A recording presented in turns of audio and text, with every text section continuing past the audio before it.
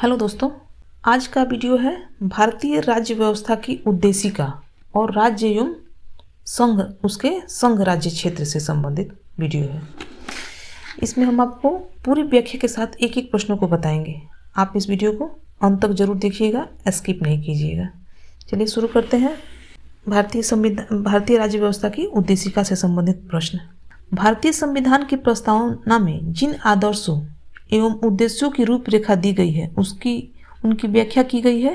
Option है मूल अधिकारों संबंधी अध्याय में, राज्य के नीति निर्देशक सिद्धांतों के अध्याय में, मूल अधिकारों राज्य के नीति निर्देशक सिद्धांतों एवं मौलिक अधिकारों के अध्याय में, संविधान के किसी भी अध्याय में नहीं है। तो सही आंसर हो जाएगा आपका सी, मूल अधिकारों राज्य के नीति निर्देशक सिद्धांतों एवं मौलिक कर्तव्यों के अध्याय में। भारतीय संविधान की प्रस्तावना संविधान के उद्देश्यों को प्रतिबिंबित करती है। इसका मुख्य उद्देश्य सामाजिक, आर्थिक और राजनीतिक न्याय है। विचार, अभिव्यक्ति, विश्वास, धर्म और उपासना की स्वतंत्रता है। प्रतिष्ठा और अवसर की समानता आदर्शों की प्राप्त करना है।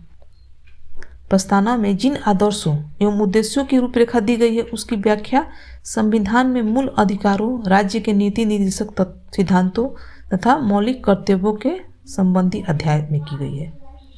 अगला क्वेश्चन है, भारतीय संविधान की उद्देशिका में निहित संपूर्ण प्रभुत्व संपन्न, लोकतंत्रात्मक गणराज्य, पंथ निरपेक्ष तथा समाजवादी आदि शब्दों का सही क्रम क्या है? तो संविधान में उद्देशिका में निहित विभिन्न शब्दों का सही क्रम है संपूर्ण प्रभुत्व संपन्न, समाजवादी, पंथ निरपेक्ष, लोकतंत्रात्मक गणराज्य, न्याय, स्वतंत्रता, समता, व्यक्ति की गरिमा, राष्ट्र की अखंडता तथा बंधुता है। सही आंसर हो जाएगा आपका बी।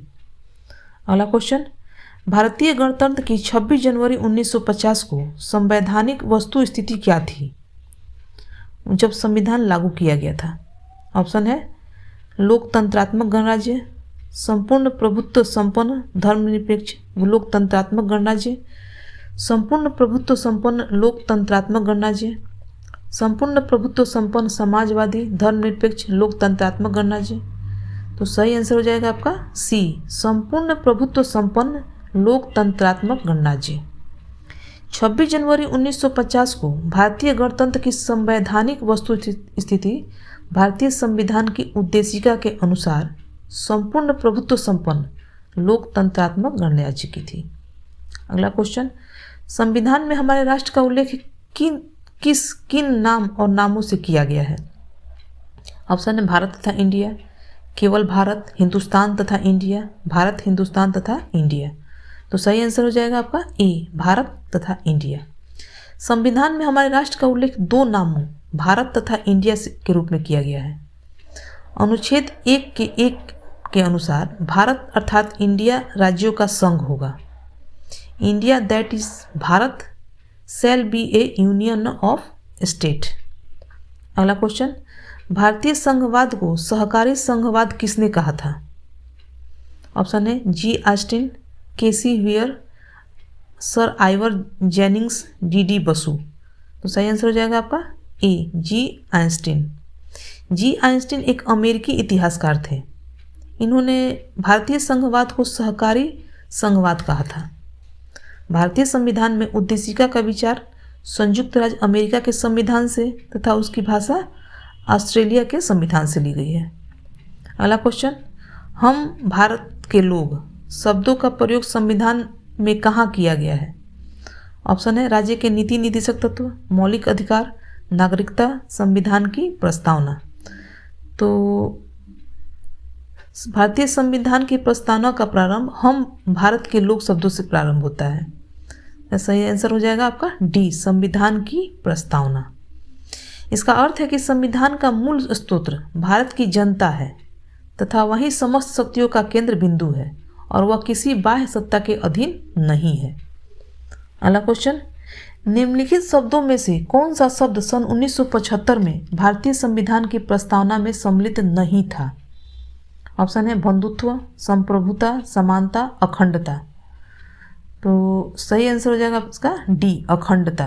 भारतीय संविधान की प्रस्तावना में समाजवादी, पंथ निरपेक्ष और अखंडता शब्दों को 42वें संविधान संशोधन अधिनियम 1976 द्वारा जोड़ा गया था। इसके द्वारा भारतीय संविधान में व्यापक परिवर्तन किया गया।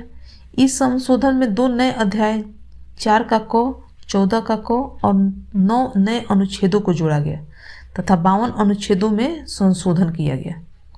अगला क्वेश्चन, सभी व्यक्ति पूर्णतः और समान रूप से मानव है, यह सिद्धांत जाना जाता है। ऑप्शन है सार्वभौमिकता, अस्मिष्टवाद, समाजवाद, अंतःक्रियावाद। तो सही आंसर हो जाएगा आपका ए, सार्वभौमिकता। सभी व्यक्ति पूर्णतः और समान रूप से समान है, यह सिद्धांत सार्वभौमिकता के नाम से जाना जाता है। इसके अनुसार सभी व्यक्तियों को उसके मानव अधिकार समान रूप से बिना किसी भेदभाव के उपलब्ध होने चाहिए। सार्वभौमिकता के अनुसार सभी व्यक्तियों को उनके मानव अधिकार समान रूप से बिना किसी भेदभाव के उपलब्ध होने चाहिए, मिलने चाहिए। अगला क्वेश्चन, भारत के संदर्भ में निम्न में से कौन पंथ निरपेक्ष शब्द का सही भाव व्यक्त करता है। ऑप्शन है भारत में अनेक धर्म है, भारतीयों को धार्मिक स्वतंत्रता प्राप्त है, धर्मानुपालन व्यक्ति की इच्छा पर निर्भर है, भारत में राज्य का कोई धर्म नहीं है। तो सही आंसर हो जाएगा डी, भारत में राज्य का कोई धर्म नहीं है। पंथ निरपेक्ष शब्द संविधान की प्रस्तावना में 42वें संविधान संशोधन अधिनियम 1976 द्वारा जोड़ा गया। पंथ निरपेक्ष राष्ट्र से तात्पर्य ऐसे राज्य से है जो किसी धर्म विशेष को राज्य के धर्म के रूप में मान्यता नहीं देता है, बल्कि वह सभी धर्मों को तटस्थ भाव से समान संरक्षण प्रदान करता है। सभी धर्मों को एक ही भाव से समान संरक्षण प्रदान करता है। पंथ निरपेक्ष राज्य में धर्म व्यक्तिगत विषय माना जाता है। अगला क्वेश्चन, निम्नलिखित उद्देश्यों में से कौन सा एक भारत के संविधान की उद्देशिका में सन्निहित नहीं है। ऑप्शन है विचार की स्वतंत्रता, आर्थिक स्वतंत्रता, अभिव्यक्ति की स्वतंत्रता, विश्वास की स्वतंत्रता। तो सही आंसर हो जाएगा आपका बी, आर्थिक स्वतंत्रता। भारतीय संविधान की उद्देशिका में सभी नागरिकों को सामाजिक, आर्थिक और राजनीतिक न्याय के साथ साथ विचार, अभिव्यक्ति, विश्वास, धर्म और उपासना की स्वतंत्रता का लक्ष्य रखा गया है। भारतीय संविधान की उद्देशिका में आर्थिक स्वतंत्रता की ही नहीं बल्कि आर्थिक न्याय की बात की गई है। भारतीय संविधान में आर्थिक स्वतंत्रता की नहीं बल्कि आर्थिक न्याय की बात की गई है। अगला क्वेश्चन है, निम्नलिखित विवादों में से किसमें सर्वोच्च न्यायालय ने प्रस्तावना को भारतीय संविधान की मौलिक संरचना का अंग स्वीकार किया है। ऑप्शन है बेरुबारी विवाद, ए.के. गोपालन विवाद, प्रिवी पर्स विवाद, केशवानंद भारती विवाद। तो सही आंसर हो जाएगा आपका डी, केशवानंद भारती विवाद। वर्ष 1960 में बेरुबारी संघ मामले में यह प्रश्न उठाया गया कि प्रस्तावना संविधान का भाग है या नहीं। तब सर्वोच्च न्यायालय ने निर्णय लिया कि प्रस्तावना संविधान का अंग नहीं है, लेकिन सर्वोच्च न्यायालय ने यह निर्णय केशवानंद भारती बनाम केरल राज्य में बदल दिया और कहा कि प्रस्तावना संविधान का भाग है। इसमें संशोधन हो सकता है, लेकिन संसद संविधान के मूल ढांचे का उल्लंघन किए बिना ही संशोधन कर सकती है। भारतीय जीवन बीमा निगम मामले में भी सर्वोच्च न्यायालय ने माना कि प्रस्तावना संविधान का अंग है। अगला क्वेश्चन, निम्नलिखित कथनों पर विचार कीजिए। भारत में लोकतांत्रिक राज्य व्यवस्था है, भारत एक प्रभुत्व संपन्न राज्य है, भारत में लोकतांत्रिक समाज है, भारत एक कल्याणकारी राज्य है। तो इसका सही आंसर हो जाएगा चारों, यानी 1, 2, 3, 4। भारतीय संविधान की प्रस्तावना में भारत को एक प्रभुसत्ता संपन्न समाजवादी पंथ निरपेक्ष लोकतांत्रिक गणराज्य बनाने की परिकल्पना की गई, जबकि भारत को एक कल्याणकारी राज्य बनाने की भावना संविधान के भाग 4 के अंतर्गत शामिल राज्य के नीति निर्देशक तत्वों में निहित है।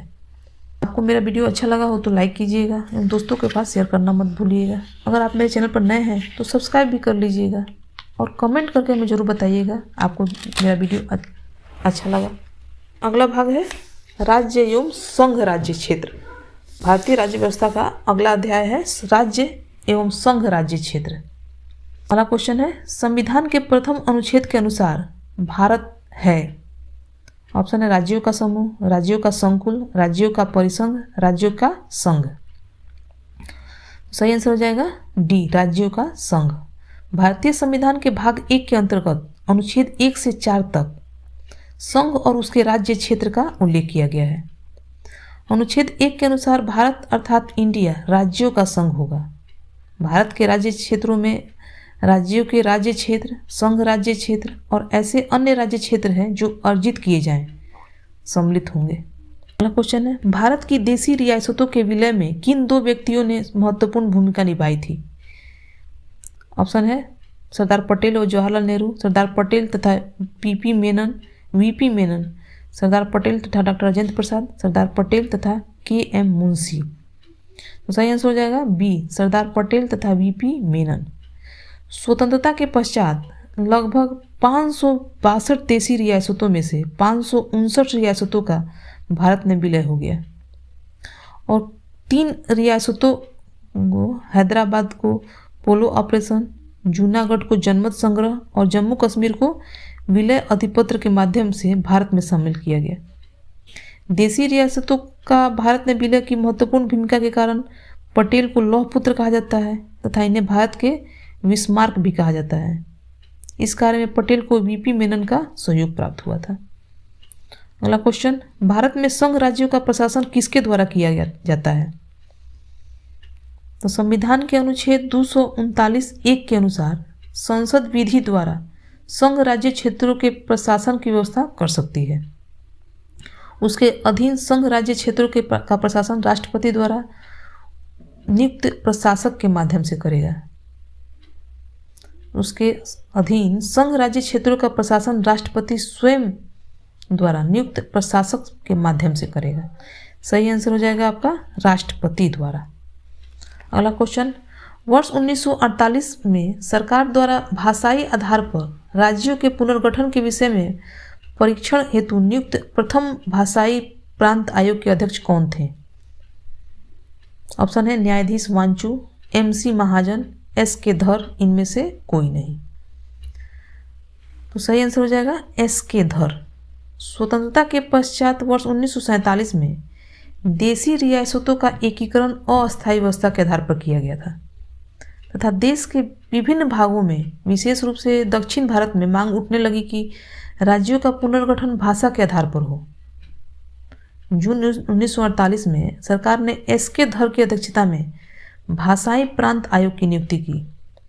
आयोग ने सिफारिश की कि राज्यों का पुनर्गठन भाषा के स्थान पर प्रशासनिक सुविधा के अनुसार किया जाना चाहिए। इससे अत्यधिक असंतोष फैल गया। इसका परिणाम यह हुआ कि दिसंबर 1948 में एक अन्य भाषाई प्रांत समिति का गठन किया गया, जिसके सदस्य जवाहरलाल नेहरू, सरदार वल्लभ भाई पटेल, पट्टाभी सीतारामैया थे, जिसे जेवीपी समिति के नाम से भी जाना जाता है। अगला क्वेश्चन, राज्य पुनर्गठन आयोग ने 1 नवंबर 1956 को कितने राज्यों तथा कितने संघ राज्यों का गठन किया? ऑप्शन है 14 राज्य एवं 6 संघ राज्य, 17 राज्य एवं 6 संघ राज्य, 14 राज्य एवं 8 संघ राज्य, 17 राज्य एवं 8 संघ राज्य। तो सही आंसर हो जाएगा 14 राज्य एवं 6 संघ राज्य। स्वतंत्रता के पश्चात नए राज्यों के गठन के लिए 1953 में फजल अली की अध्यक्षता में एक राज्य पुनर्गठन आयोग का गठन हुआ था। इस आयोग के 2 अन्य सदस्य थे के.एम. पनिक्कर और एच.एन. कुंजरू। आयोग ने अपनी रिपोर्ट वर्ष 1955 में प्रस्तुत की और राज्य पुनर्गठन के 4 आधार बनाए: भाषाई और सांस्कृतिक एकरूपता, देश की एकता तथा अखंडता, वित्तीय और प्रशासनिक एकरूपता तथा चौथा था कल्याणकारी योजनाओं का क्रियान्वयन।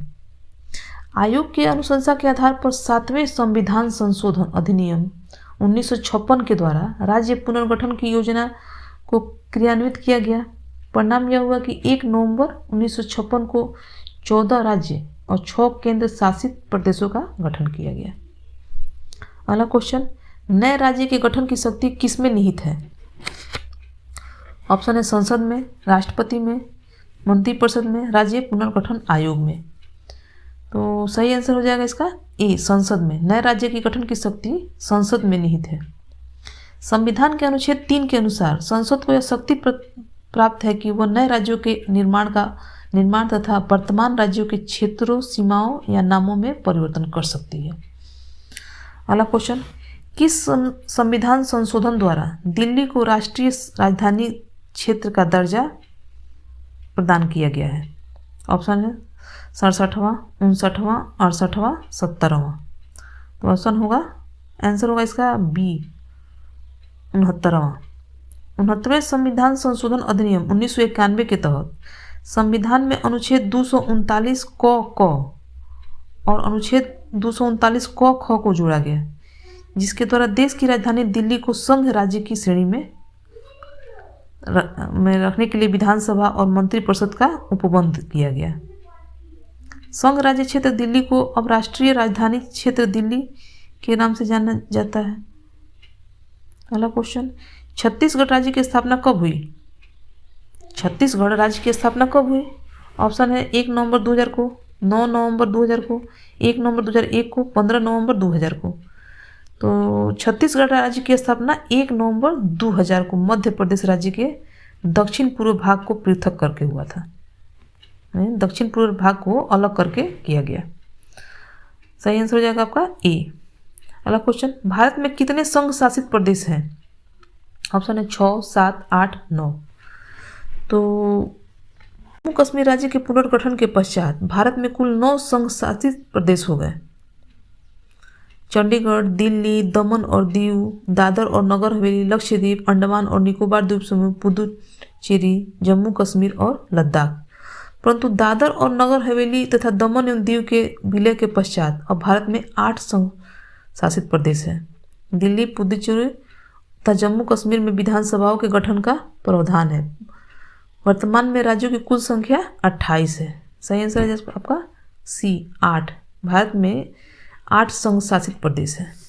अगला क्वेश्चन, यदि भारतीय संघ को एक नए राज्य का सृजन किया जाता है, यदि भारतीय संघ में एक नए राज्य का सृजन किया जाता है तो संविधान की किस अनुसूची में संशोधन करना आवश्यक होगा?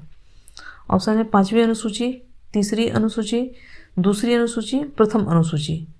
तो संविधान की प्रथम अनुसूची में राज्यों एवं संघ राज्य क्षेत्रों के नाम तथा उनके अंतर्गत आने वाले राज्य क्षेत्रों का वर्णन किया गया है।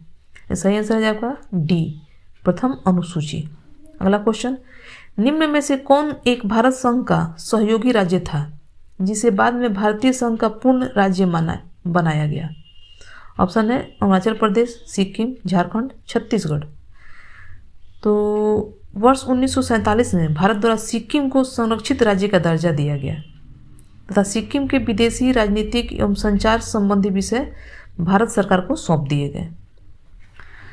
35वें संविधान संशोधन अधिनियम 1947 के द्वारा सिक्किम को संरक्षित राज्य का दर्जा प्राप्त हुआ और इसे सहयोगी राज्य रूप में शामिल किया गया।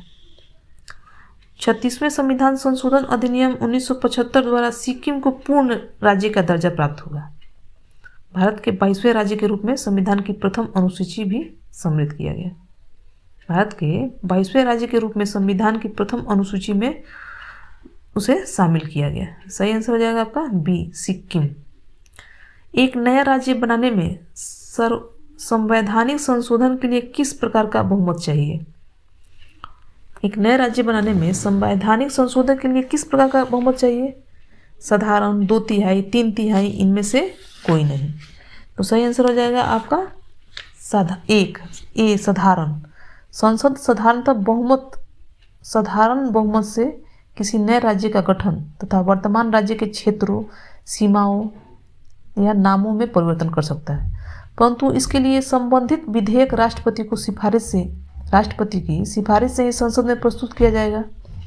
संसद द्वारा अनुच्छेद 2 तथा अनुच्छेद 3 के अंतर्गत बनाई गई विधि अनुच्छेद 268 के अंतर्गत संविधान में संशोधन करने वाली विधि नहीं समझी जाएगी। किंतु सर्वोच्च न्यायालय ने बेरूबारी मामले में कहा कि यदि किसी राज्य या किसी भूभाग को किसी विदेशी राज्य को हस्तांतरित किया जाता है तो संसद साधारण बहुमत के द्वारा ऐसा नहीं कर सकती है। यदि किसी राज्य या उसके भूभाग को किसी विदेशी राज्य को हस्तांतरित किया जाता है तो संसद साधारण बहुमत द्वारा ऐसा नहीं कर सकती है। इसके लिए अनुच्छेद 268 के अंतर्गत संविधान में संशोधन करना होगा। क्वेश्चन, भारतीय संघ के अंतर्गत किसी राज्य को शामिल करने की शक्ति किसे प्राप्त है? भारत के राष्ट्रपति को, प्रधानमंत्री को, संसद को, सर्वोच्च न्यायालय को? तो सही आंसर हो जाएगा आपका सी, संसद को।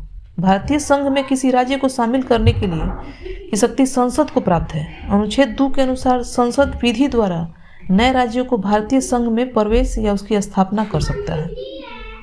क्वेश्चन है, जम्मू कश्मीर राज्य के पुनर्गठन के पश्चात भारत के राज्यों की कुल संख्या कितनी है? ऑप्शन है 27, 28, 29, 30। तो सही आंसर हो जाएगा आपका बी, 28। जम्मू कश्मीर राज्य के पुनर्गठन के पश्चात भारत में राज्यों की संख्या 28 हो गई है। जम्मू कश्मीर पुनर्गठन अधिनियम 2019 के माध्यम से जम्मू कश्मीर राज्य को 2 केंद्र शासित प्रदेशों में विभाजित कर दिया गया है, जो है जम्मू कश्मीर तथा लद्दाख। अगला क्वेश्चन, भारत में निम्नलिखित राज्यों के निर्माण के सही कालानुक्रमण की पहचान नीचे दिए गए कूट से कीजिए। तो इसमें हो जाएगा, भारत के राज्यों के गठन का क्रम निम्न है। आंध्र प्रदेश जो 1 अक्टूबर 1953 में गठन हुआ था, हरियाणा जो 1 नवंबर 1966 में हुआ था, हिमाचल प्रदेश 25 जनवरी 1971 में हुआ था, और सिक्किम जिसका गठन 16 मई 1975 में हुआ था। अगला क्वेश्चन, निम्नलिखित राज्यों की स्थापना का सही आरोही क्रम है। निम्नलिखित राज्यों की स्थापना का सही आरोही क्रम है। तो राज्यों की स्थापना का क्रम है नागालैंड जो 1 दिसंबर 1963 में हुआ था, मेघालय जिसकी स्थापना 21 जनवरी 1972 को हुआ था, सिक्किम जिसकी स्थापना 16 मई 1975 को हुआ था, और अरुणाचल प्रदेश जिसकी स्थापना 20 फरवरी 1987 को हुआ था। सही आंसर हो जाएगा आपका ए, नागालैंड, मेघालय, सिक्किम, अरुणाचल प्रदेश। अगला क्वेश्चन, भाषाई आधार पर सर्वप्रथम किस राज्य का गठन हुआ है? ऑप्शन है राजस्थान, आंध्र प्रदेश, मध्य प्रदेश, कर्नाटक। तो भाषाई आधार पर सर्वप्रथम आंध्र प्रदेश राज्य का गठन किया गया था। सही आंसर हो जाएगा आपका बी। 16 दिसंबर 1952 को 56 दिन की भूख हड़ताल के बाद पोट्टी श्री रामुलु की मृत्यु हो गई। पोट्टी श्री रामालू की मृत्यु हो गई। इसकी मृत्यु के पश्चात वहाँ व्यापक जन आंदोलन हुआ, जिसके कारण मद्रास प्रेसिडेंसी ने तेलुगु भाषी क्षेत्र को अलग करके 1 अक्टूबर 1953 को आंध्र प्रदेश राज्य का गठन किया। अगला क्वेश्चन, लोकसभा के संघ राज्य क्षेत्रों के लिए कितने सीटें आरक्षित हैं? ऑप्शन है 20, 25, 30, इनमें से कोई नहीं। तो सही आंसर हो जाएगा आपका ए, 20। संविधान के अनुच्छेद 81(1) के क के अनुसार लोकसभा के लिए संघ राज्य क्षेत्रों की अधिकतम 20 सदस्य निर्वाचित हो सकते हैं। वर्तमान में संघ राज्य क्षेत्रों की लोकसभा सीटों की संख्या 19 है, जबकि राज्यसभा के लिए संघ राज्य क्षेत्रों के से 8 सदस्यों का निर्वाचन का प्रावधान है, जो दिल्ली से 3, पुदुचेरी से 1 और जम्मू कश्मीर से 4 है। आपको मेरा वीडियो अच्छा लगा हो तो लाइक ज़रूर कीजिएगा। साथ ही अगर मेरे चैनल को सब्सक्राइब करना मत भूलिएगा और बेल आइकन को ज़रूर दबाइएगा, ताकि जब भी कोई नया वीडियो अपलोड हो आपको पता चले। आपको मेरा वीडियो कैसा लगा है आप कमेंट करके हमें ज़रूर बताइएगा। अगर इसमें कुछ कमी हो तो भी कमेंट करके बताइएगा, ताकि हम इसमें सुधार करें। और इस वीडियो को आप दोस्तों के पास ज़रूर शेयर कीजिएगा, ताकि इसके बारे में अधिक से अधिक लोग जानें और उन्हें भी भारत की राज्य व्यवस्था उसकी उद्देशिका के बारे में ज्ञात हो। तो हम आपके लिए लेकर आएंगे भौतिक विज्ञान से संबंधित कुछ प्रश्नों को, जो बीपीएससी के प्रधान शिक्षक एवं बीपीएससी, एसएससी, रेलवे सभी के लिए भी, सभी प्रतियोगिता परीक्षाओं के लिए बहुत ही महत्वपूर्ण होगा। इसे आप जरूर देखिएगा। धन्यवाद।